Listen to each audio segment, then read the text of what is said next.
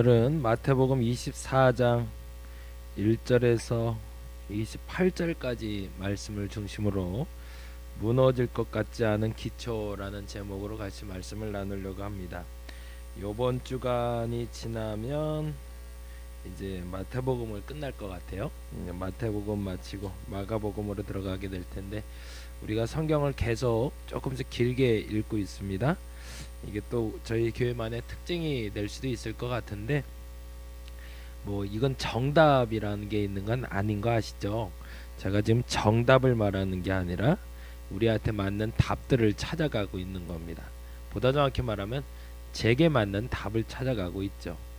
저와 같은 옷을 입고 익숙한 사람들을 모이는 공동체가 되는 게 아마 우리 교회가 될 것 같아요. 그래서 저는 더 많이 이제 성경 말씀을 많이 보고, 그 많이 본 성경 말씀에 대해서 좀 더 많은 저 혼자만의 나눔이 아니라 우리 함께 나눔이 많아지는 교회, 그런 교회가 되었으면 좋겠습니다. 이 24장의 말씀은 사실은 여러분에게 여러 가지 모습으로 드려야 될 것들이 많은 단어이기도 한데, 사실은 왜 그러냐면 이 종말에 대한 이야기를 다루고 있기 때문에 그렇습니다.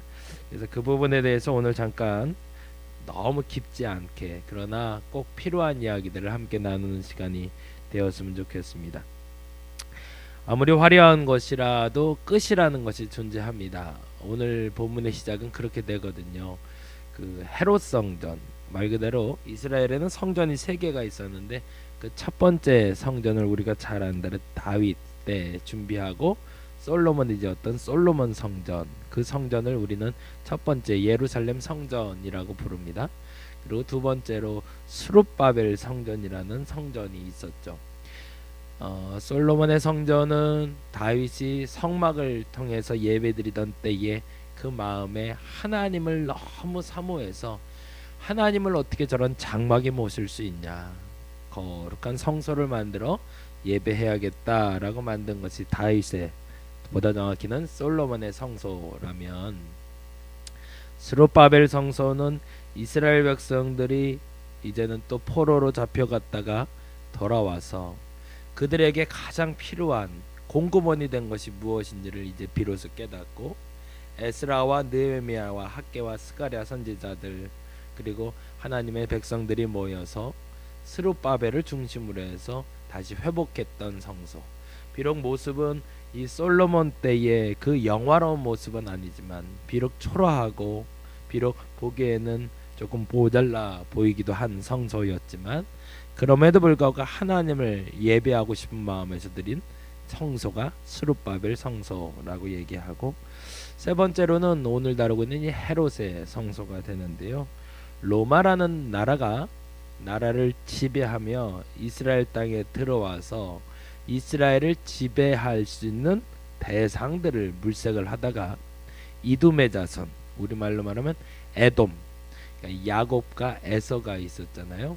그 야곱의 형이 되는 이 에서의 자손이라 여기지는 이둠의 자손 중에 헤롯이라는 사람에게 총독의 역할을 맡기게 됩니다.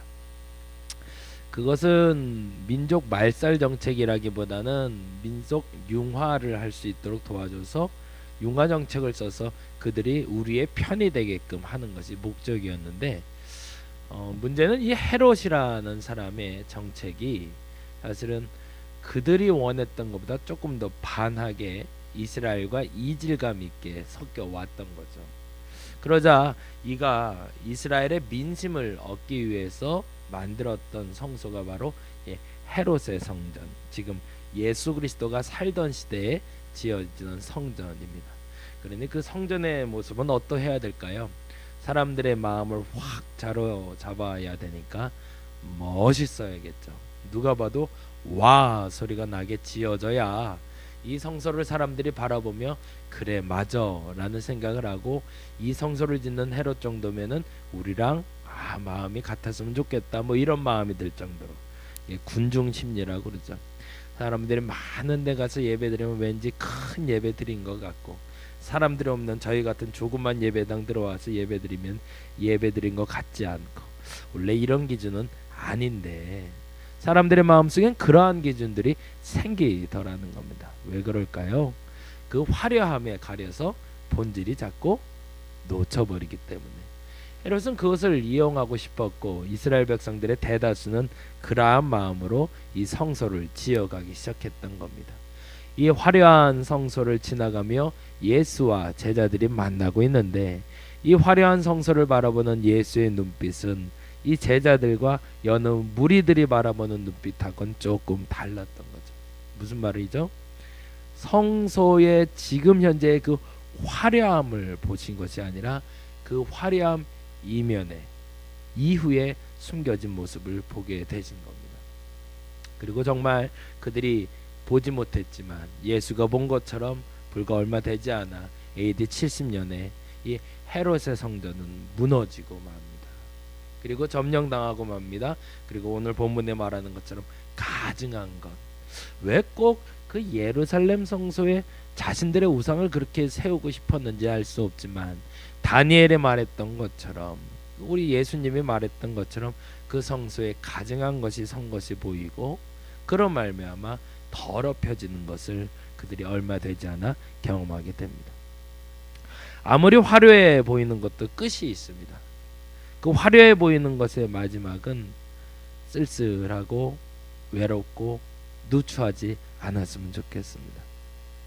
우리가 이 땅에 살면서 누리는 모든 화려한 것들의 결론이 있다는 얘기입니다. 모든 초라한 것들의 결론이 있다는 얘기입니다. 언젠간 그 마지막을 우리는 맞이할 수 있습니다.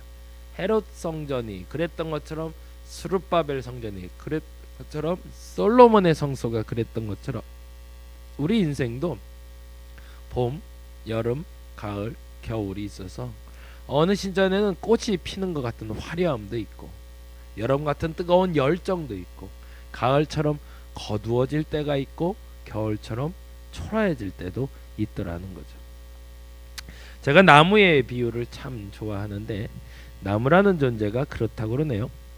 나무가 처음에 심겨진 다음에 봄이 되고 여름이 되고 가을이 되고 겨울이 되면 보다 나무를 심기 좋은 계절이 겨울인 건 잘 아시죠? 여름이나 가을에는 그 나무가 흙에 힘을 잘 받지 못해서 쉽게 죽지만 겨울에는 뿌리에 농축하고 있다가 살아난다는 이야기. 그 얘기 지난번에 한번 드렸던 것 같은데 더 재미난 이야기는 가을에 떨어지는 낙엽에 대한 이야기입니다. 제가 장례식장에 가서 부모를 먼저 보내는 자녀들에게 항상 하는 설교이기도 했었습니다. 뭐냐면 나무라는 존재는 여름이 지나고 가을이 되면 모든 열매가 걷어질 수 있도록 나무의 그 기둥에서 줄기로 그리고 줄기에서 이파리에서 꽃이 피고 꽃이 떨어지며 열매가 맺히고 그 열매가 잘 자랄 수 있도록 모든 영양분을 다 공급한 후에는 그 열매는 나를 위해서 사용되는 것이 아니라 그 누군가를 위해서 사용되어지고 그 이후에 나무는 겨울살이를 준비하는데 그 겨울살이를 준비하면서 낙엽이 떨어지기 시작한답니다.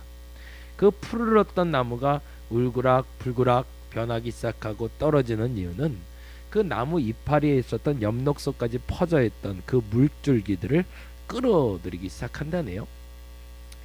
열매를 맺기 위해서 모았던 모든 영양분들이 가지 쪽으로 뻗어갔다가 가지 쪽에서 다시 뿌리 쪽으로 모이기 시작하는 겁니다. 그러면서 이파리에 힘이 떨어지기 시작하자 이파리가 낙엽에 대해서 떨어지기 시작하고 떨어진 낙엽들이 이 뿌리 주변에 모이기 시작하는 거죠. 그리고 모여서 이 뿌리에 말 그대로 나무의 그 자양분들을 가득 모아놓기 시작하는데 그때 이 나무의 뿌리가 얼어 죽지 않도록 낙엽이 내려서 보호 작용을 하게 되고요. 그리고 이 보호 작용을 하는 이 낙엽으로 말미암아 뿌리에 모아있던 물들은 얼지 않고 납작 말라버린 그 나무가 겨울 한 해를 지낸 다음에 다시 또 다른 이파리를 생성할 수 있도록 기다려주는 역할을 한다는 거죠. 참 기가 막힌 것 같아요. 그래서 나무의 그 화려함보다는 나무의 가치는 그 겨울에 그 뿌리에 농축되어 있는 그 엑기스 때문에 더 우리가 경험하게 되는 것처럼 제가 그래서 이 장례식 설교를 할 때 그 얘기를 많이 합니다. 부모는 이 뿌리와 같은 존재다. 부모는 죽어서도 그 낙엽과 같은 존재다. 그래서 사실은 우리의 죽음 이후에도 우리는 그러한 존재가 되어야 된다는 거죠. 어느 순간에도 죽지 않고 그 영양분을 공급할 수 있는 존재. 그리고 죽어서도 그 생명력을 죽이지 않도록 낙엽이 되어주는 존재. 그러한 존재가 인생이 된다면 그 다음 생을 살 사람들에게는 기억될 수 있는 사람이 될 수 있다는 거죠. 그러나 중요한 것은 모든 화려함이 끝나고 모든 초라함이 시작될 때 그때 그 사람의 진면목이 나타난다는 겁니다. 헤롯의 성전이 화려할 때 그 진면목이 나타난 것이 아니었습니다. 솔로몬의 성전도 그 화려할 때 진면목이 나타난 게 아니었습니다. 그 후에 나타나게 되는 거죠. 요지는 헤롯의 성전은 지어지는 시작부터 그 화려함을 사람들에게 드러낼 때까지 그것은 철저하게 하나님의 영광을 위해서 지어진 건물이 아니었다는 겁니다. 그것이 모든 사람이 알 수 있는 진리였고 그 진리를 감추고 있었던 헤롯의 성전은 안타깝지만 그 결과 역시도 사람의 동기에 따라서 무너지고 말았다는 거죠. 엊그제 한 S기업에 다니던 한 집사님을 만나게 됐습니다. 그 집사님은 젊은 나이에 공부를 잘했던 거죠. 그래서 좋은 대기업에 입사를 하게 됐고, 근데 얼마 지나지 않아서 그 기업 내에서 내가 한평생을 산다는 것에 회의를 갖게 되었습니다. 뭐 정확한 이유는 잘 모르겠습니다. 그래도 아마도 또 다른 희망을 보았기 때문에 나왔게 됐겠죠. 남들이 보기에는 도저히 이해가 안 가는, 그럼에도 불구하고 친구들과 그 회사에 사표를 내고 새로운 업종에 창업을 하게 되었고, 그 업종에 창업하면서 한 2-3년 동안을 정말 열심히 살았던 것 같아요. 근데 안타깝지만 3년이 채 되기 전에 회사는 손을 들어야 됐습니다. 말 그대로 사업이 안 된 거죠. 그러고 나서 집사님이 친구들과 헤어져서 이제 사무실을 단독적으로 얻게 되었는데, 사무실을 홀로 쓰지 않고 둘이 같이 쓰게 되었대네요. 그래서 두 분이 같이 쓰는데 한 분 같이 썼던 사람하고 같은 업종의 일이 아니었대요.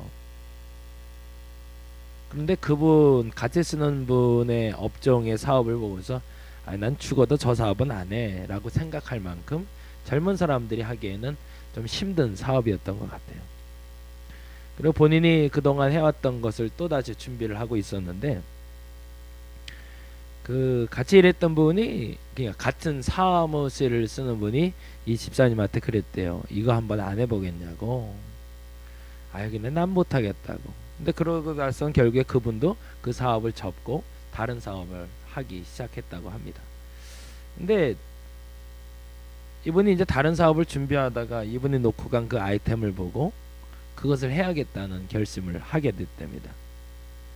그래서 이유가 뭐냐고 여쭤봤더니 다른 방법이 없었대요. 다른 걸 선택할 수 있는 방법이 없었답니다. 이제 그거 아니면 안 되겠다는 생각이 들었고, 이게 최고의 방법이다는 아니었지만 이것이 최선임을 알게 된 거죠. 그래서 그 아이템을 가지고 그 쇼핑몰에 판매도 해보고 사람들도 만나보고, 그래서 바이어를 하나씩 만들어가기 시작했대요. 정말 죽기 살기로 했던 것 같아요. 그래서 한 달의 수입을 정말 손에 잡힐 만큼 아주 자그마한 돈을 얻기도 했다고 합니다. 그렇게 3년여 수고하고 애쓴 것에 대한 보람이 나타나기 시작했습니다. 그 보람은 뭐냐면 그 주 고객층이 생기기 시작한 거죠. 처음엔 한 명, 그 다음에 또 한 명, 한 명 이렇게 사줬던 그 물건들을 이제는 어느 정도 규모의 사람들이 같이 사줄 수 있는 사람들이 생겨서 소위 그분 말로는 이제 부동층이 생긴 거죠. 남들이 어렵다 하는 그 순간에도 그 부동층의 사람들이 항상 구매를 해주기 때문에 흔들리지 않고 그 회사가 조금씩 성장해 가서 지금은 어느 정도 뭐 이제 중견기업이라고 말하긴 그렇지만 안정된 사업체로 성장을 했다는 얘기를 들었습니다. 참 감사한 얘기를 들으며 깨달은 것이 하나 있었어요. 그것은 바로 부동층입니다. 교회도 마찬가지고 사람도 마찬가지고 이 부동층이 존재하는 든든해질 수밖에 없습니다. 무너지지 않는 거죠. 근데 문제는 어떤 부동층을 갖고 있느냐의 차이입니다. 예수께서 오늘 이야기하고 있는 이 부동층은 잘못된 부동층이라고 말하는 겁니다. 헤롯 성전이 지어질 때의 그 시작이 무엇이냐는 겁니다. 그렇다면 뭘까요? 이 부동층은 그 화려함 이면에 가려서 보이지 않는 잘못된 것이기 때문에 무너져야 되는 거죠. 만일에 이 집사님이 기존에 젊었을 때 그리고 그동안 그가 해왔던 것을 끝까지 버리지 못하고 자기가 전혀 하기 싫었던 이 제품을 잡지 않았다면 지금도 고전하고 있었을 겁니다. 과거에 했던 그 모든 것에 잘못된 것을 인정했기 때문에 그 부동층을 무너뜨렸기 때문에 새로운 사업을 시작할 수 있었던 것처럼 헤롯의 성전을 지어질 때 잘못된 부동층을 가졌던 사람들은 그 부동층을 무너뜨릴 필요가 있었습니다. 근데 안타깝게도 사두개인들도 바리새인들도 이스라엘 백성들도 그 부동층을 무너뜨리질 못합니다. 그리고 누구를 무너뜨린 거죠? 예수를 무너뜨리고 말죠. 그리고 그들이 무너뜨린 예수로 말미암아 그들이 어떤 심판대 위에 올라가야 되는지를 알지 못했던 겁니다. 그래서 예수께서는 그날에 일어날 일에 대해서 기록하고 있는 게 바로 24장에 대한 이야기입니다. 24장을 한번 볼까요? 그래서 성전이 무너질 것에 대해서 24장 1절에서 2절에 다음과 같이 기록하고 있죠. 예수께서 성전에서 나와서 가실 때 제자들이 성전 건물들을 가리켜 모이려고 나오니 제자들도 자랑하고 싶었던 거죠. 그러자 예수께서 대답하여 이르시되 너희가 이 모든 것을 보지 못하느냐? 내가 진실로 너희에게 이르노니 돌 하나도 돌 위에 남지 않고 다 무너뜨려지리라 라고. 어느 순간에 저 화려함은 잘못된 부동층으로 말미암아 지어진 건물이기 때문에 사람의 손에 의해서 지어진 저 성전은 사람의 손에 의해서 무너질 것이다 라고 이야기하시는 겁니다. 그러자 제자들이 이 궁금증이 증폭이 되는 겁니다. 그날에 무슨 일이 있을까? 그날의 징조를 알아야 준비를 하니까요. 그래서 그날의 징조에 대해서 이야기하는데 첫째는 4절입니다. 예수께서 대답하여 이르시되 너희가 사람의 미혹을 받지 않도록 주의하라. 그건 무슨 말이에요? 그날의 시작에는 무슨 일이 있다? 미혹이 있을 거다. 유혹이 있을 것이다. 선악과 사건처럼 옳은 것과 그른 것에 대해서 사람들이 가치 판단이 흔들리기 시작할 것이다. 뭐가 잘하는 건지 뭐가 잘못하는 건지 교회가 뭘 잘해야 진짠지 뭐가 안 해야 진짠지를 헷갈리기 시작할 것이다. 복음이 흔들리기 시작할 거라는 거죠. 그리고 나서 다음과 같이 이야기합니다. 6절에 난리와 난리의 소문을 듣겠으나 너희는 삼가 두려워하지 말라. 이런 일은 있어야 하되 아직 끝은 아니니라. 그러면 난리와 난리가 뭘까? 민족이 민족을 나라가 나라를 대적하여 일어나겠고 곳곳에 기근과 지진이 있을 것이다. 자연재해가 나타날 것이고 그리고 또 뭐예요? 나라와 나라가 민족과 민족이 다투게 될 것이다. 서로 물고 뜯는 일이 벌어질 거랍니다. 교회도 주의해서 보시기 바랍니다. 다 잦은 다툼이 일어나기 시작하면 그때는 문제가 시작이 되는 겁니다. 교회가 건강하기 위해서는 잦은 다툼이 아니라 잦은 나눔이 있어야 되고 보다 정확히 말하면 그 잦은 다툼이 뿌리가 남아서 교회의 뿌리가 되게 만들지 말아야 됩니다. 근데 안타깝게도 그 종말의 징조에 나타나는 현상은 미혹하게 될 것이고 옳은 것과 그런 것을 자꾸 판단하게 될 것이고 그 옳은 것과 그런 것을 잘못 판단하는 그 미혹으로 말미암아 나라와 나라가 민족과 민족이 싸우듯이 스스로 다툼이 시작될 거라는 겁니다. 그리고 나서 이렇게 얘기하십니다. 이건 끝이 아니고 뭐라고요? 8절에 보니 이 모든 것은 재난의 시작이라고. 여러분의 가정에서도 그리고 우리의 교회에서도 어떤 종말이 시작되고 있는지를 보시기 바랍니다.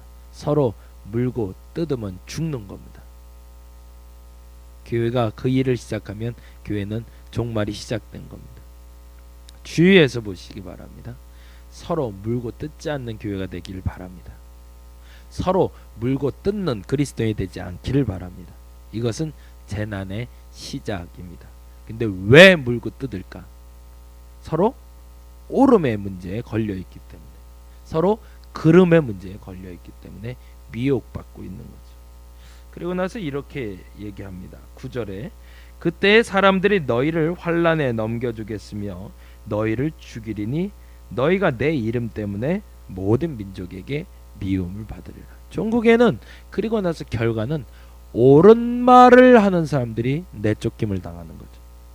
그른 말을 하는 사람들이 지배하게 되고 옳은 말을 하는 사람들이 떠나게 되는, 미움을 받게 되는 일이 벌어지더라는 겁니다. 그리고 나서 결국에 10절부터 12절까지 다음과 같이 얘기합니다. 그때에 많은 사람이 실족하게 되어 서로 잡아주고 서로 미워하겠으며 거짓 선지자가 많이 일어나 많은 사람을 미혹하겠으며 불법이 성함으로 많은 사람의 사랑이 식어지리라. 끊임없이 미워하는 사람들, 끊임없이 서로 헐뜯는 사람들이 많아지기 시작할 것이고 불평과 불만이 많아지기 시작할 것이고 그로 말미암아 나타나는 결과는 그 교회에는 사랑이 없다. 그곳에는 사랑이 없다 라고 여겨지면 종말이 시작돼서 14절에 다음과 같이 얘기합니다. 이 천국 복음이 모든 민족에게 증언되기 위하여 온 세상에 전파되리니 그제야 끝이 오리라. 결국에 그리고 진짜가 무엇인지 드러나고 그 공동체는 종말을 맞이하게 될 거라는 겁니다. 그러면서 그 날이 어떤 날이 될 수 있도록 주의해서 준비하라라고 이야기하는 것이 15절에서 28절까지인데, 거룩한 것이 서지 아니하고 거룩한 곳에 가증한 것이 선 것을 보고는 깨달아 알아야 될 것이며, 그때는 차라리 도망가라 라고 얘기하며 그 날이 견디기 쉬운 날이 되도록 미리 중보하고 기도하라고 이야기합니다. 그리고 그 날에 28절의 말씀으로 우리에게 마무리합니다. 죽음이 있는 곳에는 독수리들이 모일 것이라고. 뭐 여러 가지 분주한 해석은 있지만 결국엔 이건 대머리 독수리를 얘기하는 걸로, 죽음이 있는 한, 그 죽음이 있는 곳엔 증표가 있을 거라는 거죠. 부동의 자리가, 부동의 기반이 나를 안전한 곳으로 이끌어 갈 겁니다. 그러나 그 안전함과 화려함의 부동층은 과연 무엇인지 여러분 점검해 보시기 바랍니다. 그것이 인간으로 시작해서 인간의 욕심으로 시작된 기반이라면 무너져 내려야 됩니다. 왜냐하면 그것으로 만들어진 그 화려함과 부유함과 안락함은 반드시 또 인간의 힘으로 무너질 것이기 때문입니다.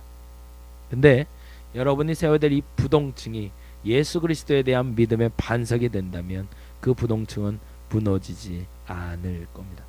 아니, 오히려 더 든든한 성소가 될 겁니다.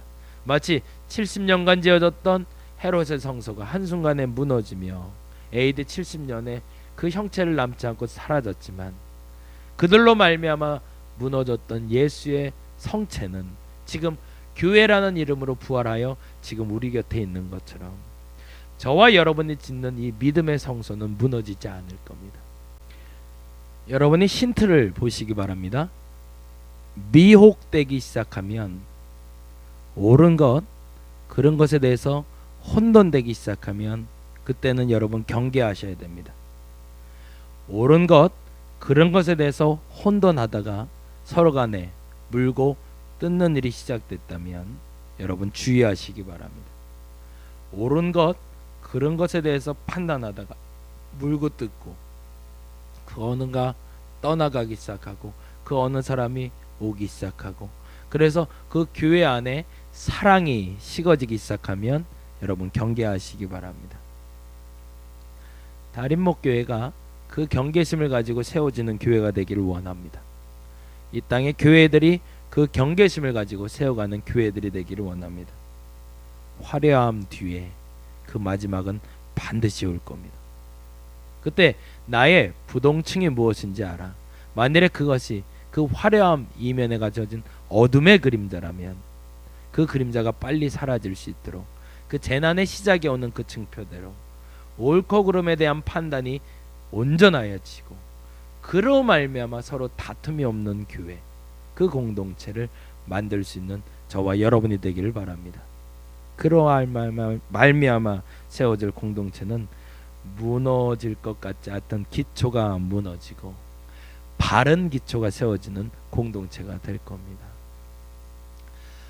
2017년에는 그랬으면 좋겠습니다. 그래서 끊임없이 반복해서 여러분께 말씀드립니다. 물을 마실 때마다 물의 근원을 생각해야 됩니다.